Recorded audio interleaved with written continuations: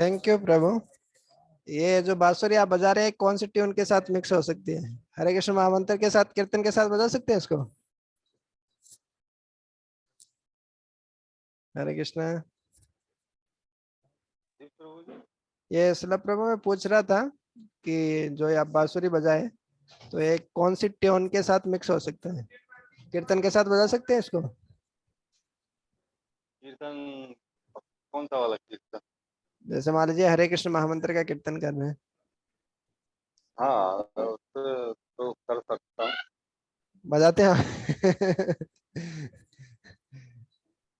अच्छा ठीक है बजाते हैं तो मारती जी थोड़ी थोड़ी देर से बजा लेते हाँ हाँ। नरसिम्हा भगवान। किसी दिन कीर्तन के साथ में करेंगे पूरा बैंड, कीर्तन बैंड। ओके वो हाँ आपको भी ठीक है, मंगलाचरण करते हैं। ओम अज्ञानतिमिरान्धस्य ज्ञानांजना शलाकया चक्षुरुन्मिलितं येन तस्मै श्री गुरवे नमः। श्री चैतन्य मनोभीष्टं स्थापितं येन भूतले स्वयं रूप कदा मह्यं ददाति स्वपदान्तिकम्। वन्देऽहं श्रीगुरो श्रीयुतापतिकमलं श्रीगुरोन् वैष्णवांश्च। नमो विष्णुपादाय कृष्णप्रेष्ठाय भूतले श्रीमते भक्तिवेदान्त स्वामिनिति नामिने। नमस्ते सरस्वते देवे गौरवाणी प्रचारिणे निर्विशेष शून्यवादे पाश्चात्यदेशतारिणे। जय श्री कृष्ण चैतन्य प्रभु नित्यानंद श्री अद्वैत गदाधर श्रीवासादि गौर भक्तवृंद। हरे कृष्णा कृष्णा कृष्णा हरे हरे, हरे राम राम राम हरे हरे। हरे कृष्णा। वॉइस क्लियर है, ऑडिबल है, वो आवाज स्पष्ट आ रही है और स्क्रीन दिख रही है? यस प्रभु जी, यस प्रभु जी। आवाज कम आ रही है? आवाज सही आ रही, आवाज सही आ रही। केवल स्क्रीन आप और लोगों से कंफर्म कर लीजिए, स्क्रीन मेरे को नहीं दिख रही। अच्छा अच्छा, दोबारा से करते। स्क्रीन भी दिख रही है, क्लियर दिख रही है। ठीक है, तो फिर मेरे एंड से कोई प्रॉब्लम? अभी दिख रही है सिला ब्रो? फिर वो अब देख।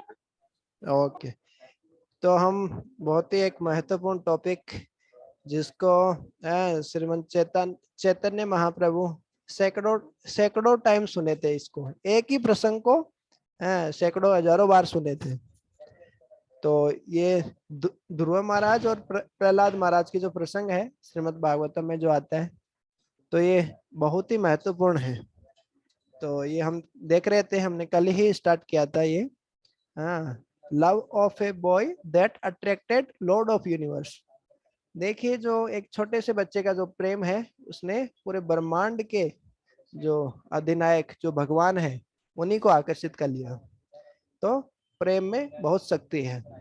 वास्तव में भक्ति की परिभाषा ही क्या देते हैं श्रील प्रभुपाद जी?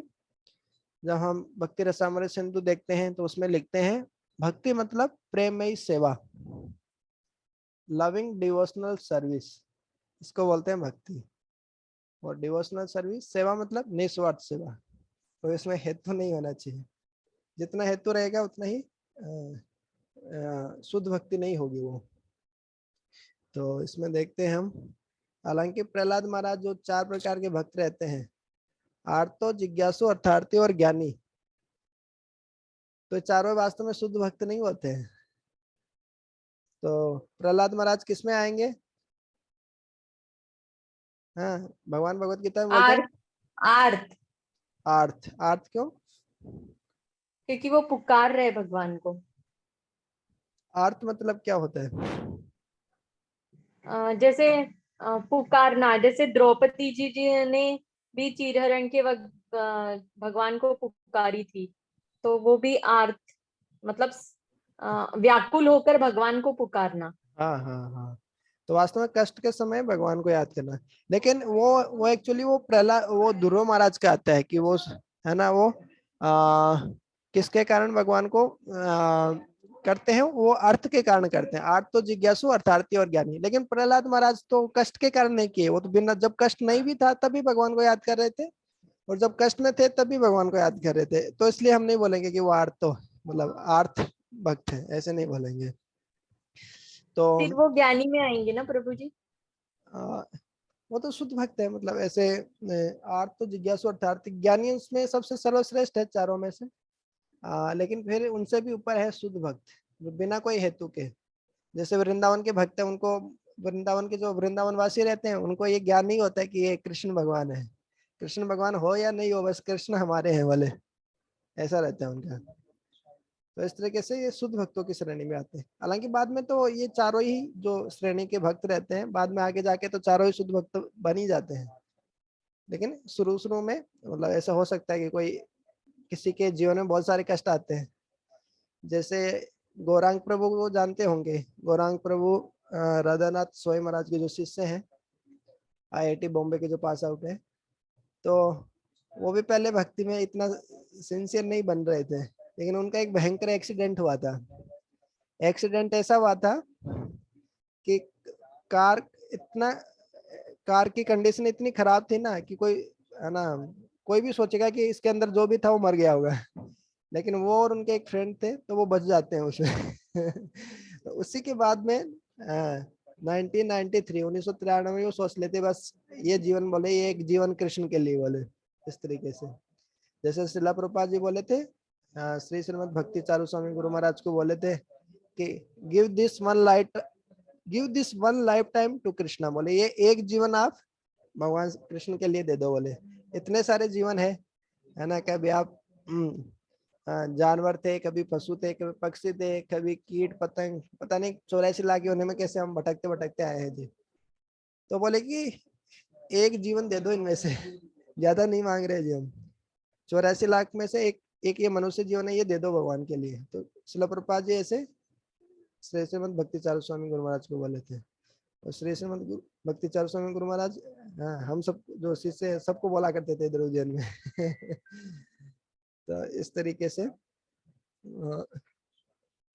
जो जो चारों श्रेणी के जो भक्त हैं वो लास्ट में जाके ये सभी शुद्ध भक्तों में ही मतलब बाद में बदल जाते, शुद्ध भक्तों की श्रेणी में ही आ जाते हैं। तो ये हमने कल देखा था किस तरीके से प्रहलाद महाराज कि किस तरीके से जो हिरण्यकश्यपु थे, हिरण्यकश्यपु शब्द का अर्थ क्या होता है, हिरण्याक्ष का अर्थ क्या होता है, और हिरण्यकश्यपु कितने 60,000 साल है ना, इतने तपस्या करने के बाद में भी है ना, कितनी कठोर तपस्या उसने की थी। देखिए उनका पूरा शरीर वाल्मीकि की तरह पूरा जो मिट्टी के ढेले में बदल गया। देखिए उनके फेफड़े वेफड़े सब निकल गए इधर। फिर वर्मा जी आते हैं, वर्मा जी बोलते हैं बताओ वत्स क्या चाहिए, तो बोलते जी हमें अमरता का वरदान दे दीजिए, हम कभी मरेंगे ही नहीं। अरे बोले बेटा अमर तो मैं खुद ही नहीं हूँ, वर्मा जी की भी मौत होती है। तो फिर ऐसा वरदान मांगते हैं ना जो लगभग अमर ही बना देता है। बोले इंसान नहीं मार सकता, जानवर नहीं मार सकता, तुम्हारे का कौन, इंसान और जानवर के बीच में कौन सा होता है, देवता दानव दोनों नहीं मार सकते, मनुष्य नहीं मार सकते हैं, हवा हवा में नहीं मर सकता है, जमीन पे नहीं मर सकता है, पानी में नहीं मर सकता, फिर और कहाँ बच, कौन सी जगह बची है जहाँ पे मर सकता है। तो इस तरीके से बहुत सारे गारंटी, बहुत सारे ऐसे वरदान ले लेते हैं। तो ये पूरे भागवतम में पूरा डिटेल में वर्णन आते हैं। तो ये हमने देखा था, ये प्रश्न थे, ये खुद से कर सकते हैं। और उसके बाद में हमने देखा था कि किस तरीके से सारे देवी देवताओं को बंदी बना के रखते थे, सारे नियम बदल देना चाहते हैं जो दानव जो होते हैं, जो प्रकृति के नियमों के हिसाब से नहीं चलते। जैसे दिन में सोना चाहिए, सॉरी दिन में जागना चाहिए, रात में सोना चाहिए। राक्षस लोगों का क्या रहता है, नहीं रात को हम दिन बना देंगे, रात में सब काम करेंगे और दिन में सोएंगे। और आजकल देखिए हॉस्टल में जितने स्टूडेंट रहते हैं और दिनचर्या देखिए, मुंबई वगैरह जाएंगे तो वहाँ पे रात है वो रात जैसा लगता नहीं है, दिन जैसा लगता है। तो ये सब क्या है, आसुरिक प्रवृत्ति है ना, है कि नहीं। तो इस तरीके से हमें पता चलता है कि असुर मतलब होता है क्या है जी। तो इस तरीके से जो प्रकृति के नियमों के हिसाब से नहीं चलते हैं जी। जैसे जो ट्रैफिक के नियमों का पालन नहीं करते हैं ना, वो बोल सकते हैं अरे क्या हम नहीं मानते ट्रैफिक, लेकिन जब चालान आ जाता है ना कट के, चालान कट जाता है तो फिर बोलते हैं नहीं नहीं आगे से पालन करेंगे, हम हेलमेट भी लगाएंगे, लाल बत्ती होगी तो रुकेंगे भी, हाँ सब करेंगे हम। तो इसी तरीके से प्रकृति के नियमों का पालन नहीं करते तो प्रकृति पनिशमेंट देती है, सजा देती है जी। क्यों? भगवान भगवत गीता में क्या बोलते हैं, मयाध्यक्षेण प्रकृति सूयते सचराचरम, कि ये प्रकृति है मेरी ही अध्यक्षता में काम करती है जी, ऐसे बोल रहे हैं। तो ये उल्टे नियम बना दिए, बोले जो पुण्य काम करेगा वो नरक जाएगा बोले गलत काम करेगा उसको स्वर्ग भेजूंगा बोले मैं। ऐसा ऐसा खतरनाक टेररिस्ट आतंकवादी था ये हमारा हिरण्यकश्यपु। तो ये हमने कल देखा था। फिर ये भी देखा था कि किस तरीके से जो नारद प्रहलाद महाराज की माता जी ने, जब प्रहलाद महाराज उनके गर्भ में थे तब वो नारद मुनि से भागवतम का संदेश सुनी थी। भागवतम सुनना, भगवान हरि नाम सुनना, भागवतम सुनना, भगवत गीता सुनना इतना पावरफुल है कि उस समय माँ की चेतना जैसी रहती है, जो संस्कार होते हैं गर्भाधान संस्कार, ये सब नामकरण संस्कार, उस समय जैसी चेतना रहती है वैसे ही जो आत्मा है वो माँ के गर्भ में प्रवेश करती है उस तरीके से। तो मोबाइल या फिर भगवान की भक्ति में नहीं लग के उस समय माँ की चेतना यदि ऐसे टाइम पास कर रही है, मूवीज वगैरह देख रही है या कुछ भी देख रहे हैं, तो वो उनके गर्भ में जो आत्मा आएगी वो भी वैसी आएगी, कार्टून ही आएगी। कार्टून देखते रहेंगे, कार्टून ही पैदा होगा फिर उसे। तो ये बहुत ही साइंटिफिक है। तो इस तरीके से पहले के जो लोग होते थे बहुत सारे संस्कार करते थे। जो शादी है, विवाह है, तो विवाह भी मतलब शादी भी एक संस्कार है। तो इस तरीके से बहुत सारे जो संस्कार होते थे पहले।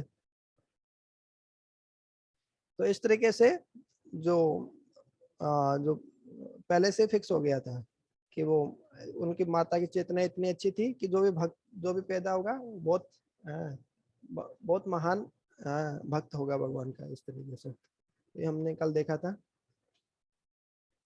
उसके बाद ने क्या किया, उसके बाद में जैसा कि अभी आजकल हम सभी लोग करते हैं कि हमारे जो बच्चे हैं तो हम क्या करते हैं कि देखो जी उनको हम कूटनीति में, राजनीति में, आर्थिक विकास में उनको हम निपुण बनाएंगे।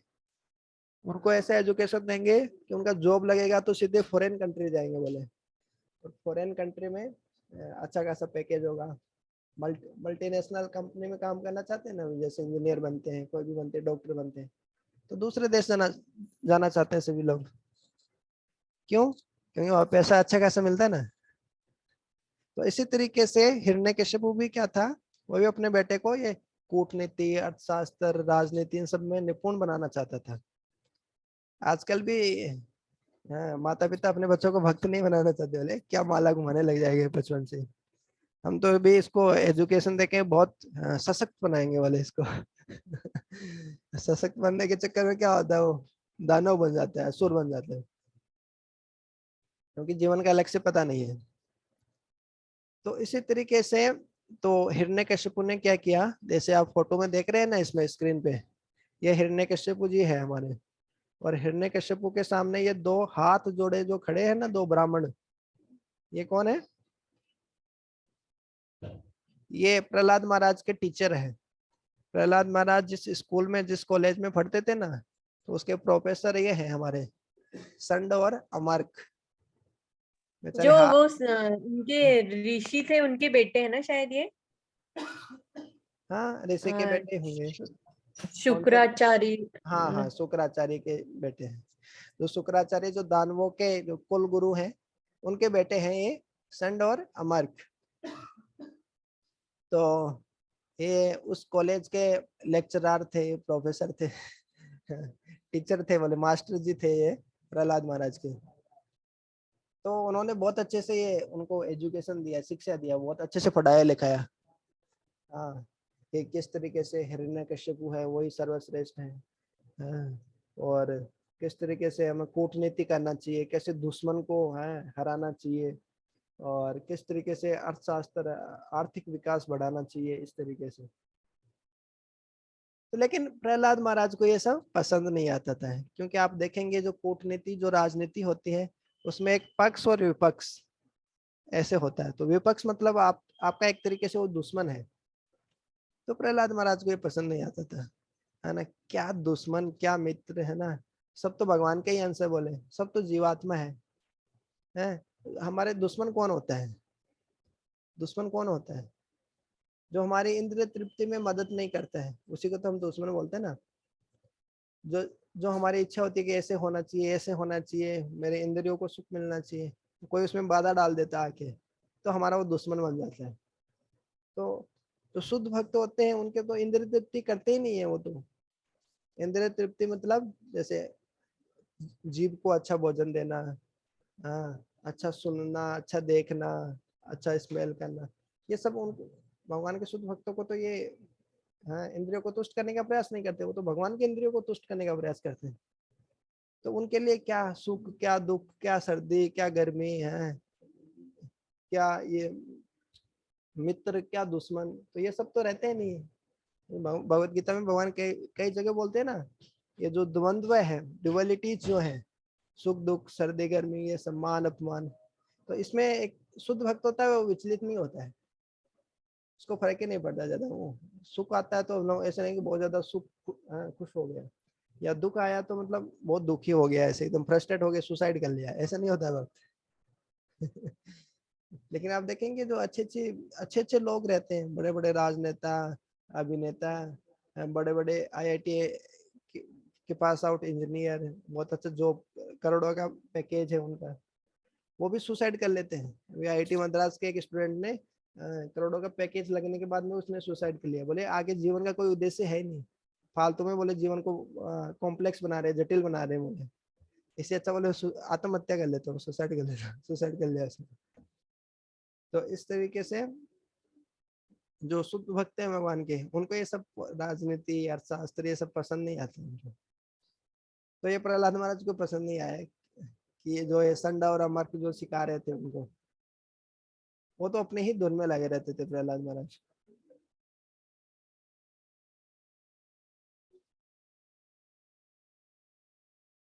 तो आगे क्या होता है जी? तो आगे का स्टोरी श्रीमद् भागवतम में ये पूरा प्रसंग है, 6वें स्कंद में के साथ में से पूरा चैप्टर है प्रहलाद महाराज पे।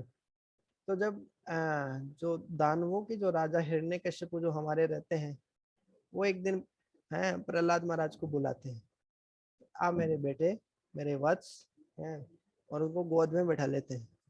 जैसा कि हर एक माता पिता को अपना बच्चा बड़ा प्रिय होता है, अच्छा लगता है ना हर एक माता पिता को, मतलब बच्चा कितने काला कलूटा हो, कैसा भी हो, एकदम शकल सूरत बेकार हो, लंगड़ा हो, कुछ भी हो, लेकिन माता पिता को अपना बेटा बहुत अच्छा लगता है, क्योंकि बेटा जो है उनका।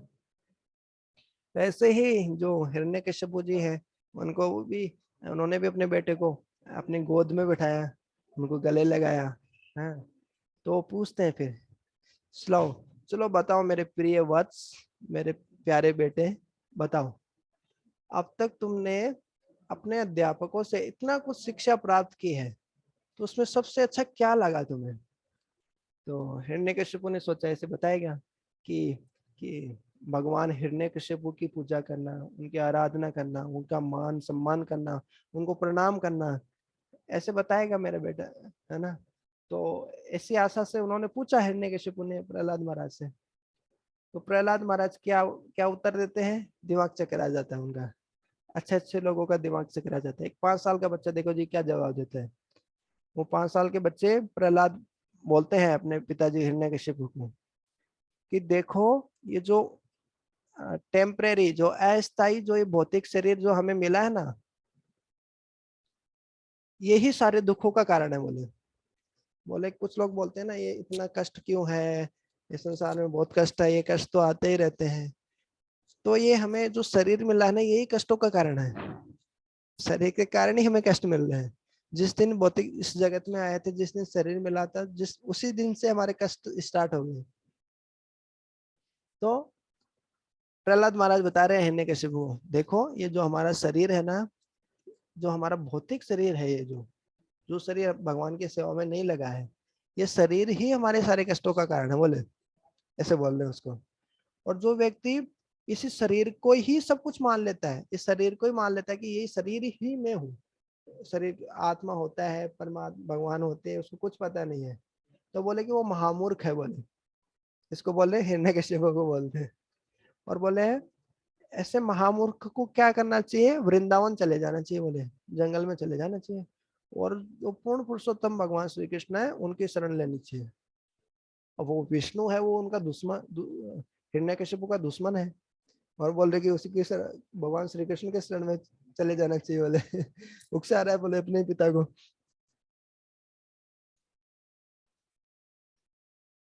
देखो गोद में पहले बैठा रखा था, अभी पूरा मनोभाव बदल गया, देखो जिसका क्या कर रहा है। तस्वीर दिख रही है ना, पिक्चर दिख रही है, कैसे अपने बेटे को फेंकने को उतारू हो गया एकदम। तो इस तरीके से जो भगवत साक्षात्कार के मार्ग और भक्ति में जो आत्म साक्षात्कार के जो मार्ग के बारे में जो प्रहलाद महाराज जैसे बोले, तो जो दानवों में सर्वश्रेष्ठ है, दानवों में भी सर्वश्रेष्ठ होता है, तो दानवों में सर्वश्रेष्ठ जो हमारे हिरण्यकशिपु है, ऐसे सुनते ही पहले तो हंसा कि अरे ये इसकी बुद्धि मारी गई बोले, इसकी बुद्धि भ्रमित हो गई बोले, इसकी बुद्धि भ्रष्ट हो गई।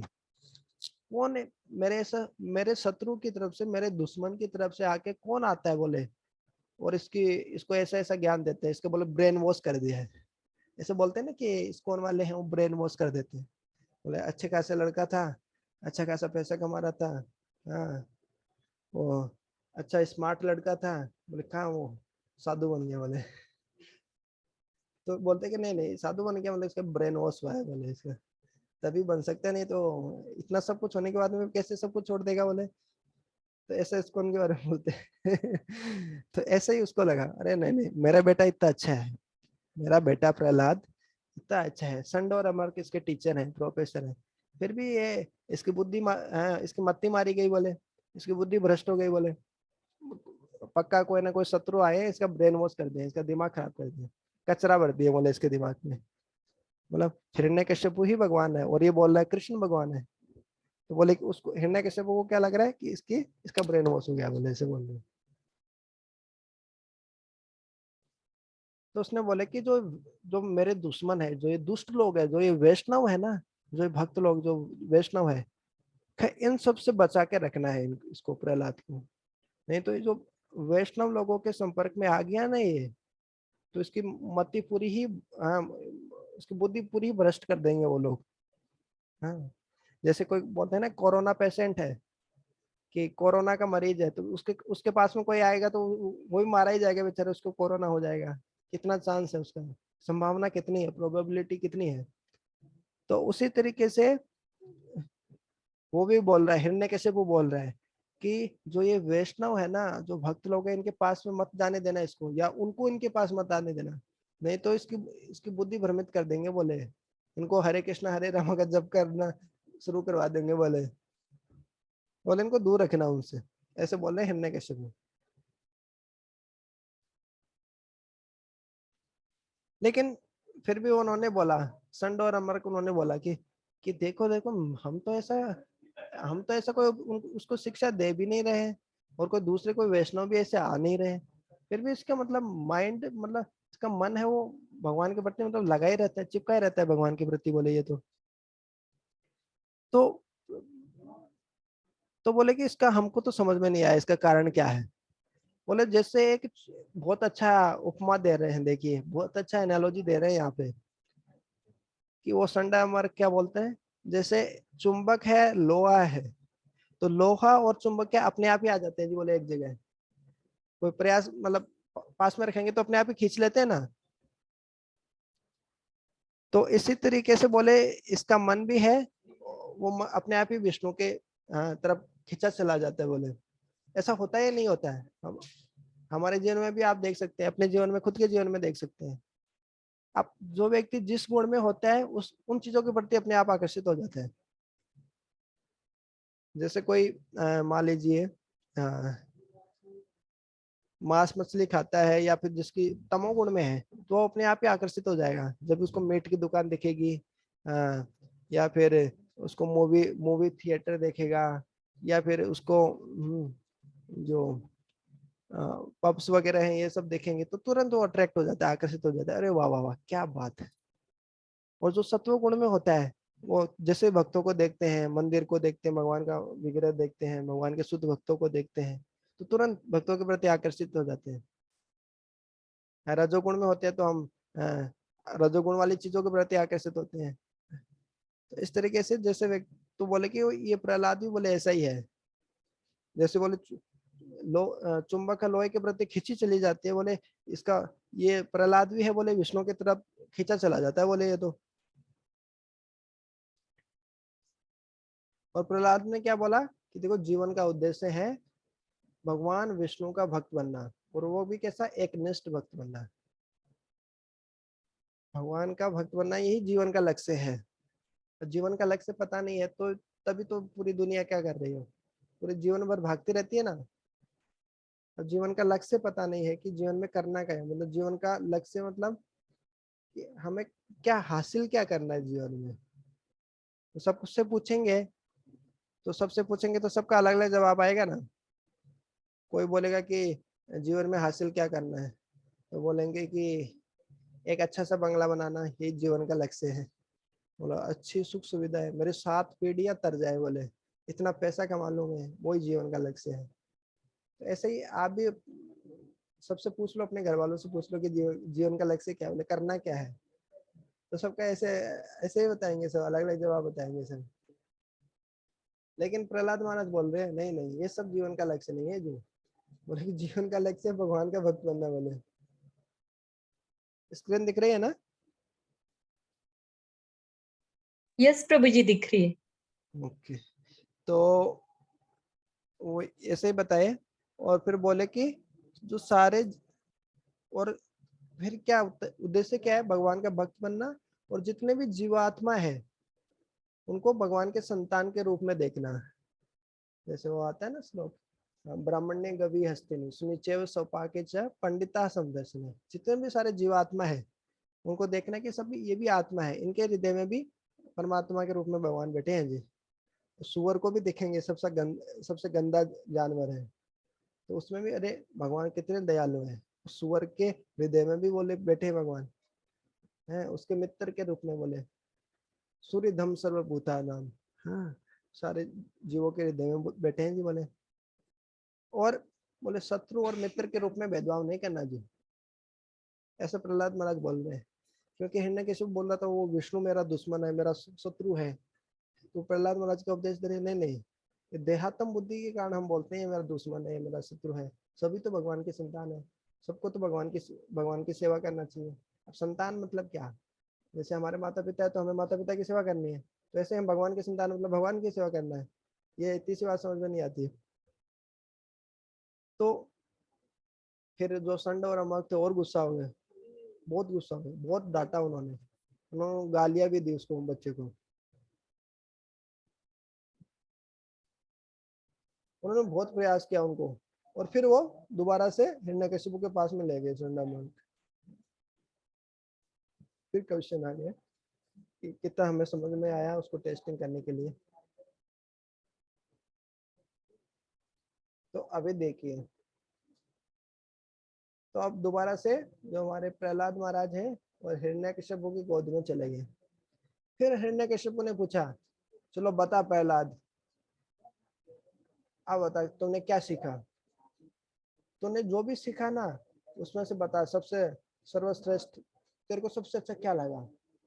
तो वो हिरण्यकशिपु को फिर लगा, बताएगा ओम हिरण्यकशिपाय नमः, ऐसे बोलेगा। तो कि मैं हिरण्यकशिपु को नमस्कार करता हूँ, उसके सामने झुक जाता हूँ। नमः, नमः का मतलब क्या होता है, न मतलब नहीं, महा मतलब मैं कुछ नहीं हूँ, बोले आप ही सब कुछ हो, इसलिए हम बोलते हैं नमस्कार, नमस्ते। तो ये बहुत वैज्ञानिक शब्द है, संस्कृत बहुत प्रामाणिक भाषा है। तो ऐसे बोलते हैं कि ओम हिरण्यकशिपाय नमः ऐसे बोलेंगे, नहीं वैसे बोलते नहीं। वो क्या बोलते हैं, श्रवणम कीर्तनम विष्णु स्मरणम पाद सेवनम अर्चनम वंदनम दास्यम साख्यम आत्मनिवेदनम। फिर इति नवधा भक्ति ऐसे करके बोलते हैं कि देखो जी ये भगवान की 9 प्रकार से भक्ति करनी चाहिए। ने किसी को बोलते हैं कि इन 9 प्रकार से बोले भगवान की भक्ति करना चाहिए। तो श्रवण और कीर्तन में कौन है जो खाली एक है वो श्रवण किए सुने और दूसरे हैं वो कीर्तन किए भगवान की कथा किए और भगवान के धाम चले गए, हरे कृष्ण ऐसे जपने किए, वो खाली भगवान के कथा को सुने। और एक है वो भगवान की कथा को बोले और भगवत धाम चले गए। कौन है वो? परीक्षित राजा और सुखदेव जी। हाँ, सुखदेव गोस्वामी एक कथा सुनाए और परीक्षित महाराज सुने, बस खाली उसी से वो भगवत धाम चले गए। जो नवदा भक्ति जो है जिसका पालन हम करते हैं, जैसे शिला प्रभुपाद जी ने ये नवदा भक्ति हमें दी है। और जो मॉर्निंग प्रोग्राम इस्कॉन में करते हैं, सुबह उठते ही मंगल आरती करते हैं, जप करते हैं, भागवत कथा होती है, मंगल आरती, तुलसी आरती, ये सब होती है। तो इसमें सारी आ जाती है लगभग ये श्रवण कीर्तन स्मरण पाठ सेवन अर्चना वंदनम, ये सब दास्यम। तो इसमें खाली एक अंग का भी पालन कर लेना है व्यक्ति बहुत अच्छे से, तो भी वो भगवत धाम जा सकता है। सबसे महत्वपूर्ण तो क्या है कलयुग में? हरे कृष्ण महामंत्र का जप करना है ये। और स्मरण में कौन है जो खाली भगवान को याद किए और भगवत धाम चले गए? ध्रुव जी और प्रहलाद जी। ध्रुव और प्रहलाद, चलो ठीक है। पाद सेवनम, जो भगवान के चरण कमलों की सेवा करते हैं खाली, और कुछ नहीं करते हो। प्रभु जी यहाँ तो दिख रहा है क्लियरली, लक्ष्मी जी। लक्ष्मी जी। अर्चनम, भगवान के अर्चा विग्रह की खाली पूजा किए, उसी से भगवत धाम भगवान वैकुंठ चले गए बोले। अमरीश जी। अम्बरीश महाराज। और वंदनम, भगवान की वंदना किए।